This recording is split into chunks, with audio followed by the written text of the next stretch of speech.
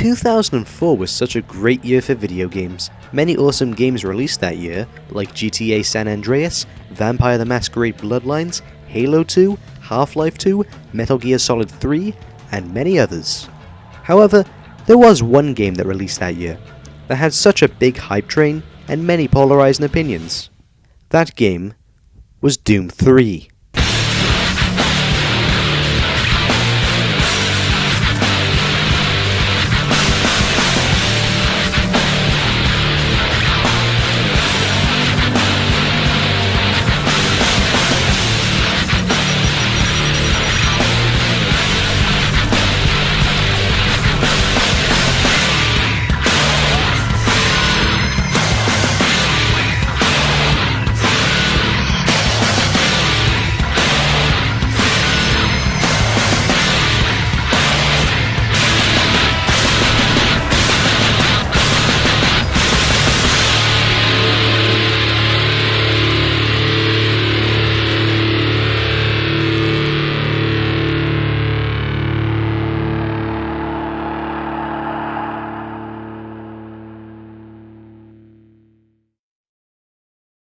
Released on the 3rd of August, Doom 3 had a lot to offer, as an installment in one of, if not the most revolutionary first-person shooter franchise ever made. So what could possibly go wrong? Well, to this day, Doom 3 is considered the black sheep of the series, as it doesn't feel like Doom. Some also complained about some technical issues that the game had at release, and others said that the game was too dark and the whole flashlight mechanic was stupid. Many have said that Doom 2016 is what Doom 3 should have been. Many also considered Doom 64 as the real Doom 3. However, Doom 3 has gained a cult following over the years, and many respect it for trying something new with an, at the time, 11-year-old series. So is Doom 3 awesome, or does it suck? In June 2000, John Carmack announced the start to a remake of Doom using next-generation technology. However, Kevin Cloud and Adrian Carmack were against the idea of remaking Doom, as they thought they were doing the exact same formula over and over and over and over and over again. But then, after receiving positive reception to Return to Castle Wolfenstein, which was originally going to be a remake of Wolfenstein 3D with next-generation technology, they decided that remaking Doom was the best idea. One thing led to another, and they agreed to work on Doom 3. The game was first shown to the public at Macworld Conference and Expo in Tokyo during the unveiling of the NVIDIA GeForce 3. It showed off some new screenshots of id Tech 4. Some of these screenshots were of Doom 3.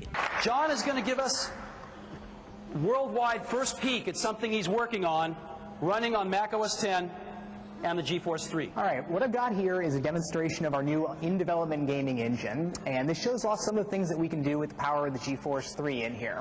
And all of this is actual real game code. There's no real special tricks going on here. Everything is being done real time. So the big trick that we're getting now is the final unification of lighting and shadowing across all surfaces in a game. These games have had to do these hacks and tricks for years now, where we do different things for characters and different things for environments and different things for lights that move versus lights that are static. And now we're able to do all of that the same way for everything. We're able to go ahead and apply all of these on every single pixel rather than every vertex or even every object like we used to do. I mean, things that we always wanted to see, like, every light casts its own highlight, every surface casts its shadow, just the way you would expect things to behave in the real world on there. We're able to do all of these really dramatic things with, bringing out so much detail, projecting lights onto things, specular highlights on a per pixel basis, just wonderful things for games, where instead of having everything where there's this clear distinction between things that you interact with and things that are static in the world, everything behaves the same now. And look at the detail that we're able to get. These are our game characters. These aren't special high-resolution models that we're using for something. It wasn't too many years ago when we were lucky to have 3 triangles for a nose on our character, and now we've got like pores and moles, and incidentally, we do all of our animation with Maya also. So these animation loops that we've done here were created in Maya. So we're very excited about the quality that we get here. I mean, these are the characters for our next game, some of them, and just the detail that you can see in there, we're extremely excited here. And the large-scale dynamic things, like we can move lights all over the place, we can have highlights change on everything, shadows moving every which way, and we can bring cinematic drama to a lot of the things in the game now. We can do these extremely moody, intense, and scary things. And we're not just limited to moving a couple things around inside, a static little game world. I mean, every time I look at what our artists can do with this new stuff, I'm just extremely pleased with what our next project's going to look like. Later, in 2002, Doom 3 had a full 15-minute showcase at E3. Yeah, that's right, 15 fucking minutes of Doom 3 gameplay. However, this showcase showed many ideas that would not make it into the final game. Many ideas like game over death animations. id Software planned to have specific death animations for each enemy, but for whatever reason, they were removed. The Pinky Demon in the bathroom. This creepy and unsettling cutscene was cut from the game for unknown reasons. Originally, players had the ability to hide from monsters, adding a bit of stealth to the game if the player wished. This, once again, was removed for unknown reasons. The sound effects for the weapons were changed.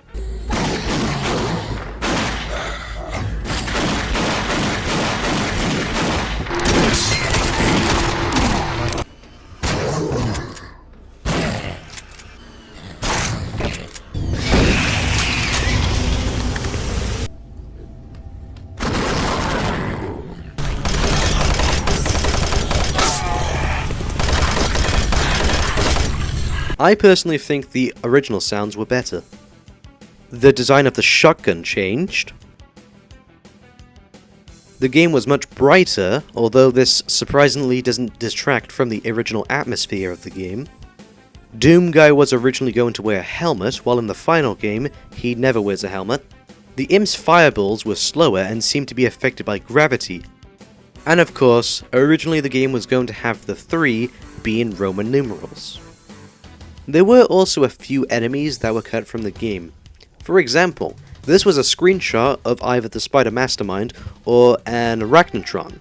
It looks fucking amazing, but it never made it into the game. So now you are probably thinking, what about the actual game itself? Well, if we go to the main menu tells you everything. It's Doom, it's on Mars, and there's rock music.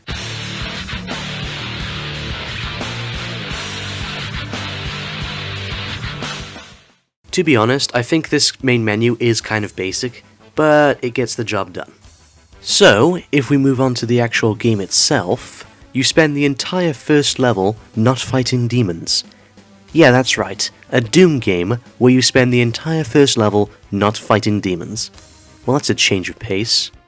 You play the motherfucking Doom Guy, and you have been transported to Mars. You arrive in a ship that looks like one of those dropships from Half-Life 2. You explore the UAC facility. You interact with other characters and NPCs. You stare into the mirror and admire yourself. You watch the news about some bullshit. And there's even an arcade game, Super Turbo Turkey Puncher 3. Super Turbo Turkey Puncher 3! Funny thing is, if you punch the chicken and get 25,000 points, you get an email rewarding you for killing those damn chickens. But anyway, you meet up with Sarge, who is a complete fucking arsehole, and you are given your assignment. You follow this spider droid to the elevator and try to find a missing scientist. Another member of the science team's gone missing. Since you're the ranking FNG, you get to find him. Oh, and when you find him, just bring him back. Do not hurt him. Oh, I'll fuck him up, Sarge. You cannot stop me. This opening feels familiar somehow. Oh yeah, Half-Life. You walk into this facility, you go up to the front desk, and you're informed about what's going on and what to do. Welcome to Mars. First time? You can just leave your bag there. I'll have it sent up your quarters. Okay, there's a few things we need to take care of first. This is your personal data assistant. You'll need this to access all secure areas. If you get clearance for any security zones, it'll download directly. It's important. So don't lose it. I see here that Sergeant Kelly has requested your immediate attention. Head directly to Marine Command. It's just that way. Follow the signs. Hey, Mr. Freeman. I had a bunch of messages for you, but we had a system crash about 20 minutes ago, and I'm still trying to find my files. Just one of those days, I guess. They were having some problems down in the test chamber, too, but I think that's all straightened out. They told me to make sure you headed down there as soon as you got into your hazard suit. You fuck around for a bit. My God, what are you doing? Come on, Gordon. You trying to get me into trouble? Then you get in your super suit, and then shit starts going down.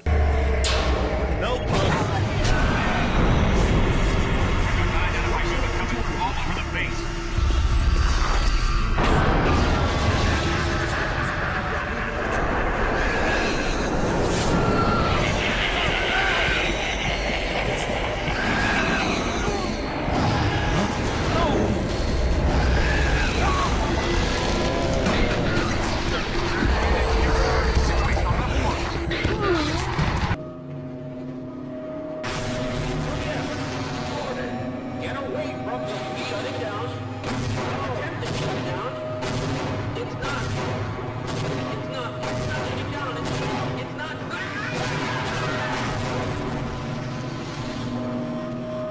I mean, you would be surprised how much inspiration this game takes from Half-Life. Listen, buddy, you don't have clearance for this area. Move along.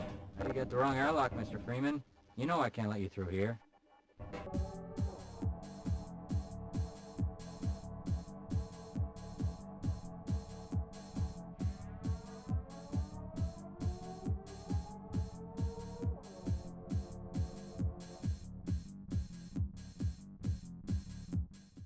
And just like Half-Life, Doom 3 sets up an incredible atmosphere.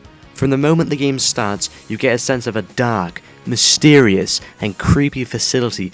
Hey! You're looking for the scientist, right? I'm not sure you want to find him. You see... never mind. Don't listen to me. Never mind what I said. Doom 3 is well known for its shadows. The shadows are in every area of the UAC facility, adding a sense of mystery to the facility. You wonder what is hiding behind the dark areas, what is really hiding from you. You also have to love the landscape you can see out of the windows of Mars. It's almost desert-like. You can see a building of an area you visit later in the game, foreshadowing what's about to come. There's multiple locked doors and areas you can't access, and it makes you wonder what is going on beyond what you're seeing. And the sound effects really add to the horror. Early on in the game, if you stand next to this toilet cubicle, then you hear whispering demonic voices.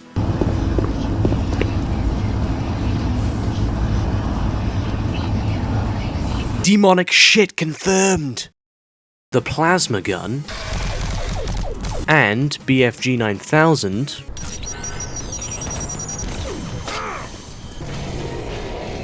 just sound fucking awesome, although not as powerful as their 1993 counterparts. But overall, the sound effects are pretty good and do factor into the gameplay. Speaking of which...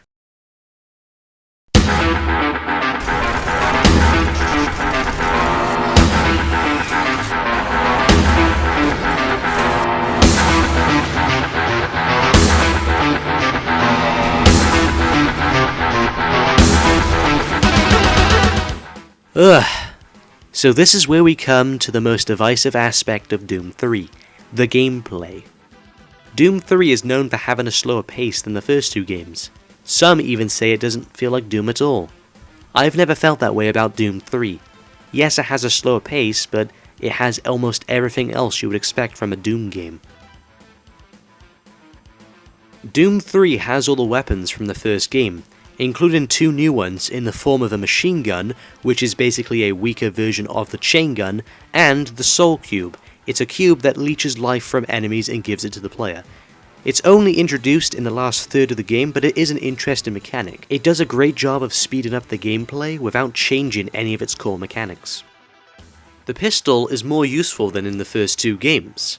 There was almost no reason to use the pistol once you got a chain gun. The chain gun shares ammo with the pistol and has a faster firing rate. so it could kill multiple demons at once. The pistol fired really slowly and did barely any damage. There was no reason to use it in the original Doom. In Doom 3, the pistol has a huge ammo count and does not share ammo with any other weapon in the game. So you can use it to save ammo for other weapons, if you so wish. The shotgun is deadly at close range, killing most enemies in 2 to 3 shots. It is less accurate and less powerful than the original shotgun, but it is still really satisfying to use. The chain gun and the plasma gun pretty much act the same way they did in the original Doom. No real changes were made to how they function. The weapons in Doom 3 have had some criticism for feeling weak or inaccurate, and to an extent that is true, but I'll get into that later. The monsters from the first 2 games are back, with mixed results. I thought the imps were really cool, and the whole shoot their projectile and it disappears was an awesome inclusion, and it gives the players more options as if they're cornered, and they can't avoid their projectile. The way they jump at you from behind locked doors can be annoying, but you can adapt to avoid it. Like for example, this imp is hiding in a pitch black corner where you can't see him. Normally, you would walk through and get demolished by this guy, but by planning ahead, his cover is blown. The zombies in Doom 3 are very slow and very easy to kill. Their only real danger is when they overwhelm you. The soldiers with machine guns and shotguns are back, and they kinda suck. I'll explain why later. The Pinky Demons are the same as they've ever been. They don't have any projectile or ranged attacks. They only have melee attacks just like in the first 2 games. The only real different thing about them is their look. They have mechanical legs in Doom 3, whereas they just had normal legs in the first 2 games and Doom 2016. They also crawl on all 4s, whereas in the other games they walk on their 2 legs. It's funny because the Pinky Demons in Doom 3 act more like their original Doom counterpart than Doom 2016. In the original, they slowly move toward you and would do some serious damage at close range. In Doom 2016, they run like ass towards you, and they have armor on them, and they can only be shot in the back in an exposed area. I guess Doom 2016 was not as close to the original as we thought. And while I'm at it, the way Doom 3 introduces the Pinky Demon is far superior to the way Doom 2016 introduces the Pinky Demon. So in Doom 3, you activate this terminal, and then you see a Pinky Demon up on the balcony. It breaks the railing and jumps down. Next thing is trying to bash the door open, and then it just keeps bashing, and bashing, and bashing. Then it gets sick of it and just jumps through the window. See, it's unpredictable. It plays with your expectations. You think the Pinky Demon is going to bash down the door, but instead it turns the cards, takes the easy route, and tries to kill you immediately. Now, moving on to Doom 2016, the Pinky Demon just comes around a corner. Yeah, that's it. It literally just comes around the corner and immediately tries to kill you. Well done. The Revenants are my favourite enemy in the game, because they act almost exactly like their Doom 2 counterparts. And once again, their rockets can be shot and exploded by the player. I also like the blue eyes they gave them. And that's another point to make. The reason why you can't hold the flashlight and fire your gun at the same time is because you have to manage both seeing the target and then exterminating them. And each enemy has some form of illumination to help you when you don't have the flashlight on. Imps have their glowing fireballs, which take a second or 2 for them to actually throw them at you, giving you an idea of where they're standing. The Revenants have glowing blue eyes and help give the player an idea of where they're standing. Enemies with guns have gunfire, which will give the player an idea of where they're standing. The Hell Knight has similar light source to the Imp. The Mancubus has rockets that fire at the player. The Mancubus has always been really slow, but its projectiles have always been really fucking fast. Same with Doom 3, and this once again helps the player get an idea of where the Mancubus is. Notice that most of the enemies in Doom 3 are almost exactly like their 1993 counterparts. There are a few changes, but overall they act the same and you can use the same tactics to kill them as you did in the original. The level design is also pretty good. Many have criticized Doom 3 for mostly being dark hallways, but there were a lot of dark hallways in the original Doom. Doom 3 was trying to be a remake of the original Doom.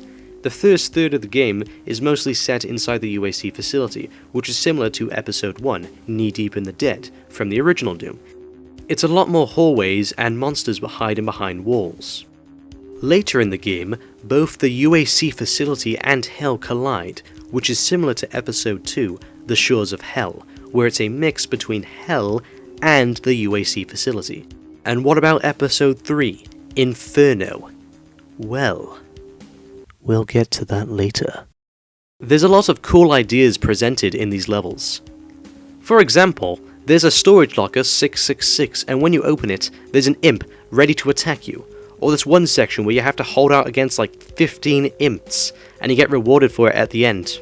Or this part, you see the plasma gun, and you pick it up, and then holy fucking shit, there's demons everywhere!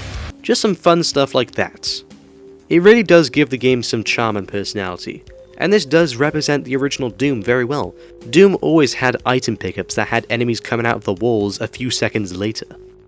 Doom 3 starts off very slow-paced and horror-like, but then it slowly transitions into an action game. The last third of Doom 3 is literally nothing but action. But even then, it can't compare to the amount of carnage in the original games. Surprisingly, Doom 3 had an actual story, unlike the previous games. In the original, you just had a wall of text after each boss, and then at the end of the game, you saw a screen of Earth getting fucked up. Not many people talk about Doom 3's story in depth, which is to be expected as it is a Doom game and shooting and killing demons comes first. But for shits and giggles, let's talk about Doom 3's story. Now I have talked about most of the beginning of the game earlier in the video, but there is one scene where Dr. Petruga and Counselor Swan are having a disagreement, and it does factor later into the story. So after finding the scientist that you were searching for, we learn that he has to get an important message out because something bad happened. Huh? No, please. You must let me get this communication out. They have to be warned while there is still time. I can't let... You don't know what I've seen. You can't possibly understand or comprehend. Then a bunch of souls appear, take over the scientist's body, and then you are given the order to head to Marine Command. Basically, your mission is to just not die. Most of the personnel in the facility are dead, leaving just you, a few squads, and a few other main characters. There is very little people left. A few levels later, you are ordered to send a distress signal so that help can come. You choose whether or not to send the message, but Petruga sends the message anyway. Making progress, are we? And in such a hurry to find us, to find me. There's no need to rush. I am everywhere, and everything here is mine. It's a pity you did not alert the fleet, but it is of no consequence. I'll alert them myself. They will come to the rescue and be consumed by my legion. We will use their ships to bring this hell to Earth. You won't live to see it. And you will die long before you have a chance to warn them. What was the fucking point of having that choice then? Anyway, Petruga takes over a lot of the base and sends Hell through the portal. You do go to Hell, but I'll get to that later. After your adventures in Hell, you find that Petruga is going to use the ships from the fleet to invade Earth. So basically Doom 2 all over again. You meet up with Swan and he is nearing death. He gives you his access card. Jack Campbell is hunting Petruga as well, but Sarge steals his BFG 9000, leading to a boss fight. You get his BFG 9000 and then continue hunting down Petruga. You end up going deep underground Mars, eventually going back to Hell for the final boss. It's overall a pretty simple story, and there is audio logs and text logs to expand more on the story and what went on with the base and the artifacts that you find. I haven't read or listened to a lot of them personally, so I can't comment on whether they're good or bad, but hey, it's there, and it's optional. In fact, all the cutscenes can be skipped, so if you don't give two shits about the story, then you can just press the skip button. The story and dialogue is very cheesy, especially Petruga's laugh. Doom has never really been about the story, it's been about the gameplay, but I think Doom 3 does a decent job of telling a story. However, it does cause some tone issues. Doom 3 is trying to be horror, but then you have a laughably cheesy story alongside it. It doesn't always fit. As much as I love Doom 3, it isn't a perfect game, and there are plenty of things I dislike. Okay, the enemies with guns suck. I've never liked them throughout the Doom games, because I personally don't think that hit-scan enemies work in games with fixed health, because it punishes the player from attacks they can't avoid. There is this one enemy called the Commando, which has a tentacle that can reach insane lengths and hit from any angle. It isn't fun having to stop and reverse every single time I see this guy.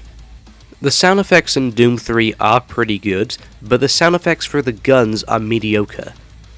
The BFG is not as useful or powerful in Doom 3. It can charge up, which self-explodes if held down for too long. Half-Life Tau Cannon. But the uncharged shot from the BFG doesn't do as much damage as the BFG in the original. The BFG did insane amounts of damage in Doom 1 and Doom 2. It just isn't as much fun to use here. There is this one glitch where character models and weapon models flicker after playing the game for too long. This glitch can be fixed by saving and exiting the game and then coming back. There isn't as much music playing in the background of the levels. Now, I love the soundtrack of Doom 3, and the music in the game is awesome, but I wish there was more music playing during gameplay. Some of these criticisms may seem small, but when they happen as much as they do in this game, it does kind of take away from the fun sometimes. One criticism that many people have for Doom 3 is that visually it gets repetitive. Now, I would agree to a certain extent. During the first areas of the game, it mostly is just science labs, but you go to storage areas, you go deep underground Mars, you even get to walk on the surface of Mars, and there is one area that is completely different from any other area in the game. And I'll get to that right now.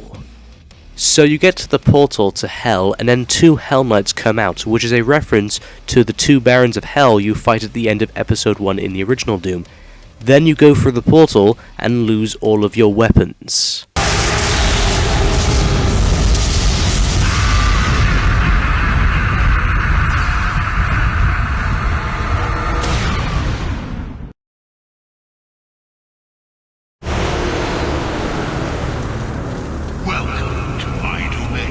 So about 3/4 of the way into the game, you go to Hell, and boy, it's creepy.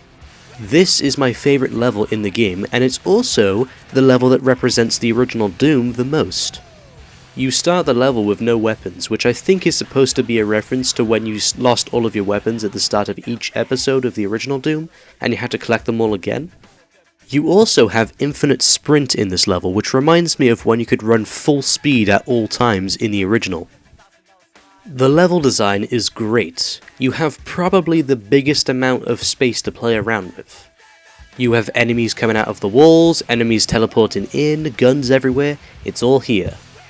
I like this section right here where there's a bunch of imps attacking you right as you reach ground level, which reminds me of the start of E3M1.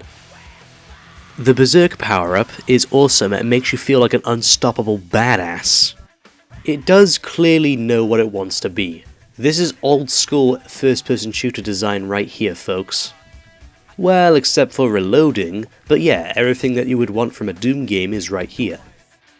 Hell only lasts for one level in Doom 3.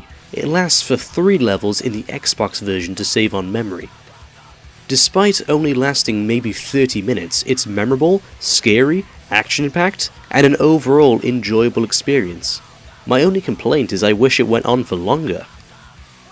Inferno in the original lasted an entire episode. E3M3 was the first level to feature the BFG 9000.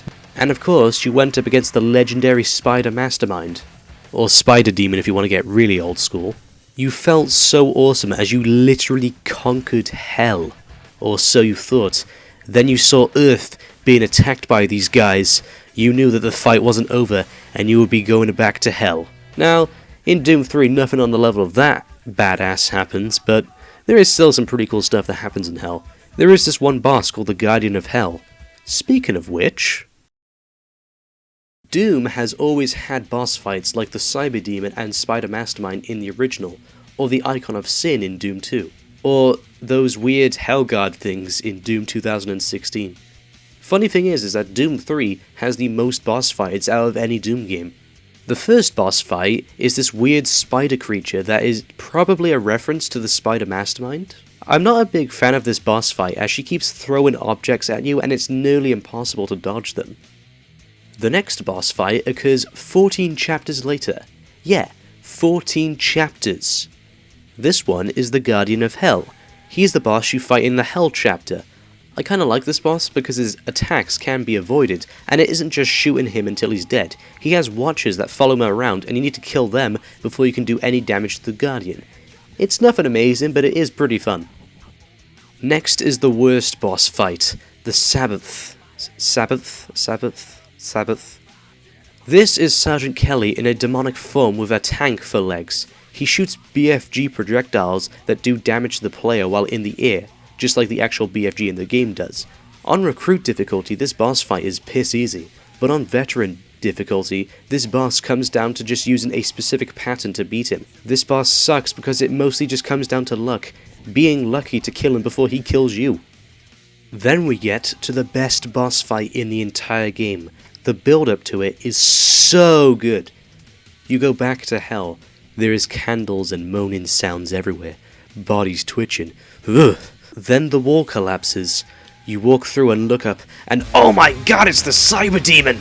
This boss fight is probably the easiest in the game. Even on Veteran difficulty, it is pretty easy, but my god, it's awesome. The Cyber Demon in this game is so powerful, the guns don't harm him at all. The only way to kill it is to use the Soul Cube and literally drain the life out of the Cyber Demon. It's pretty badass if you ask me. The level design is reminiscent of E2M8, where it's kind of like a donut. To recharge the Soul Cube, you must kill more demons which crawl out of the hole of Hell itself. You kill the Cyber Demon and then close the Hell hole. Then the rescue fleet comes in after everything has already been settled. You get evacuated out of the base, and then this tease for the expansion pack happens. What about Dr. Betruger? He's nowhere to be found, sir.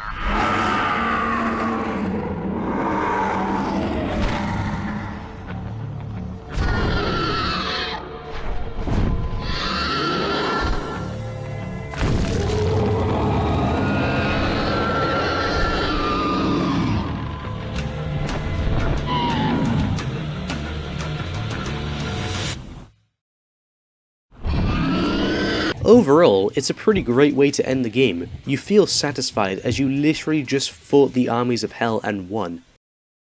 In conclusion, Doom 3 is a game with a lot of passion put into it. While it does have its faults, the positives easily outweigh the negatives.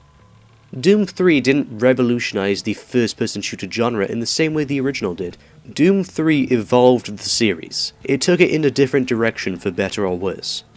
At the end of the day, I think there is one positive thing that everyone can say about Doom 3, even those who don't like the game. And that is, it did try something different with an, at the time, 11-year-old franchise. And Mick Gordon himself has praised Doom 3. I'm a big fan of Doom 3. I really quite enjoyed Doom 3. I really love the darkness that they were able to get into it. I really love storytelling. I thought it was such an amazing technical achievement that they were able to pull off back in 2004. I found it really quite inspiring. It was an interesting project. Doom 3 has good level design, the weapons are fun and can be used in creative ways, and the enemies are still challenging and resemble Doom. And that's why Doom 3 is awesome and is worthy of being a part of the Doom series.